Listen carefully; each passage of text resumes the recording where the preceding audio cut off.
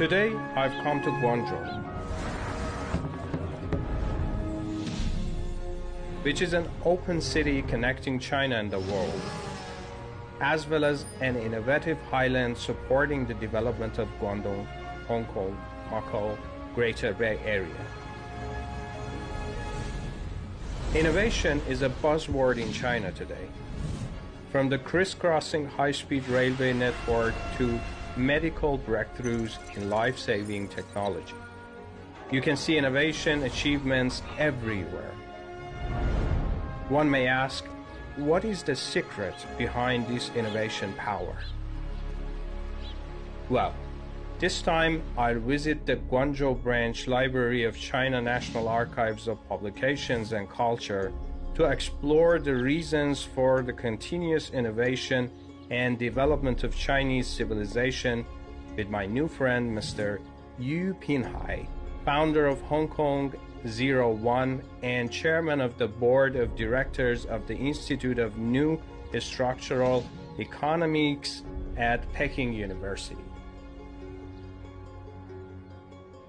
Mr. Yu, after coming to China, I deeply feel that innovation has changed Chinese life. Has innovation always been a distinctive feature of Chinese history?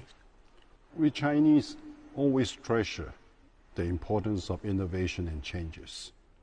More than 3,000 years ago, the first emperor Tang of the Shang dynasty has actually inscribed a line on his bathtub so that he can remind. What it says is that 苟日新,日日新,肉亦新.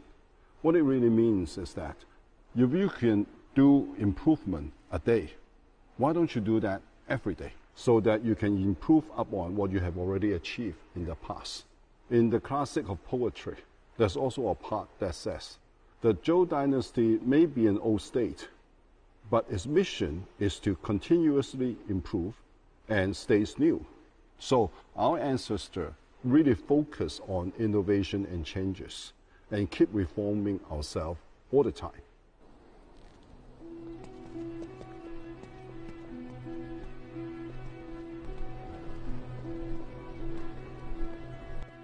The invention and popularization of the Chinese character is of great significance in Chinese history. About 2,000 years ago in the Han Dynasty, we invented paper. Later on in the Tang Dynasty, we also created the woodblock printing. About 1,000 years ago in the Song Dynasty, Bi Sheng, who created movable typing. Thereafter, the widespread use of Chinese character started.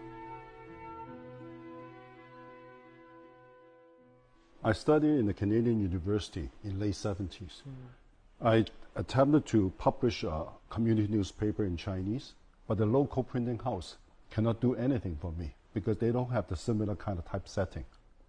Returned in Hong Kong in the 1980s, I worked in the newspaper. At that time, they were still using letterpress printing. This is like this kind of typesetting. I was the one that introduced computer typesetting to newspaper publishing in Hong Kong, and this helped enhance the efficiency extensively. But that is the beginning of the combination of the construction of Chinese character with computer technology. Innovation is a convergence of the grand abstract concept and the practical and daily use of it.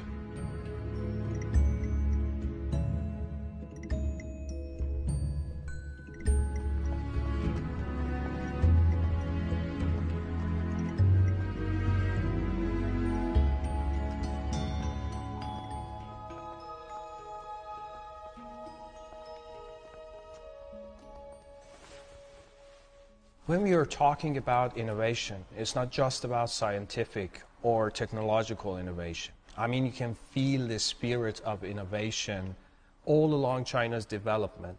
But how can we better understand it in a more comprehensive way? About 1,500 years ago, in the Book of Wei, it was the first time the word innovation, 创新, was established. It basically saying that we should eliminate all the bad things, and then we should continuously strive for a newer and innovative way for the governance of the country. I can give you a contemporary example. I'm sure you have heard of the one country, two system, which the CCP proposed. It is a very innovative institutional arrangement because there's no such thing in the past.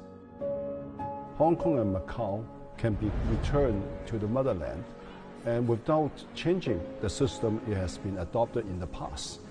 With the capitalist system in Hong Kong and Macau and the socialist system in the mainland, they converge nicely with each other. And this has been the case. I was born and raised in Hong Kong. Since the handover, I personally experienced how Hong Kong people become its own master. In recent years, the Chinese government introduced the dual circulation, the Belt and Road Initiative, and also the Greater Bay Area strategy. Because of the one country, two system, Hong Kong, through this new innovative institutional arrangement, could extensively benefit from such kind of arrangement.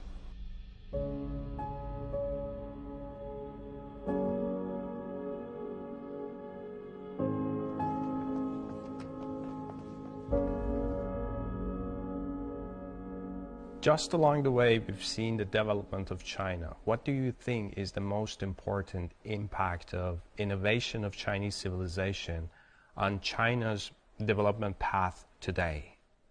China was a feudalistic society, agriculture-based. It started to experience a lot of capitalist mode of production in the early day of in the 20s, in the 30s, at the late Qing dynasty. And we have difficulty to understand what is the city's proletariat, the workers, how do they join the system?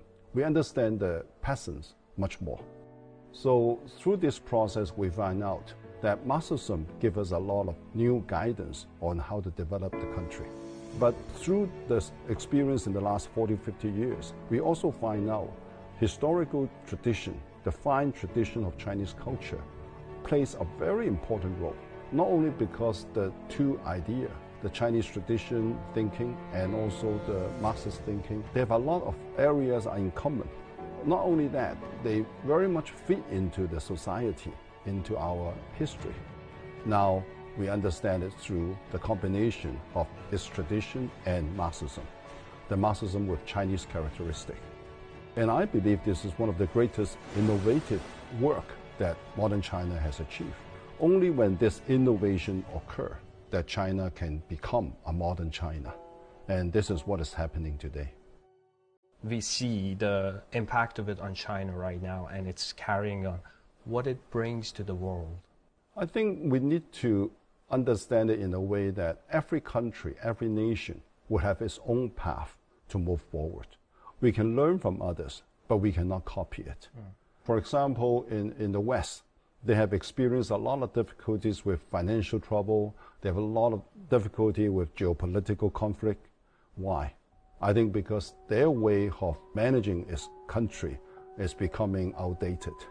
What they should do is to try to find out, not bullying other people, not thinking that their own idea is the dominant idea. Every country will need to have its own path. We don't intend to export anything in that arena, because exporting idea is a very difficult thing. We all have different culture, we all have different history, we have a very different way of living. So I think try to always thinking about adaptation, being inclusive, being open to new ideas.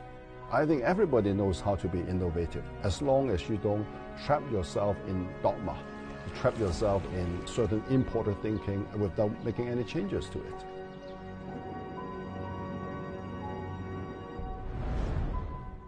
The innovative character of keeping pace with the time is actually an important prerequisite for the Chinese nation to create and form a great civilization lasting for thousands of years.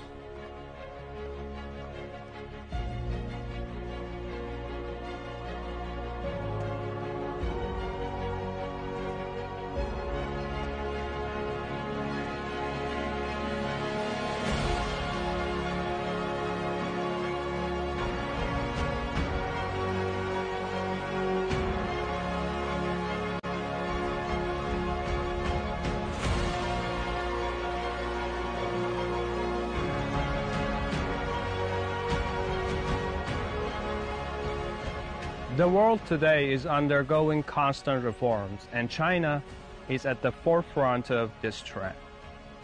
As we've discussed above, innovation has always been a prerequisite for the progress of civilization and a driving force for the progress of the world.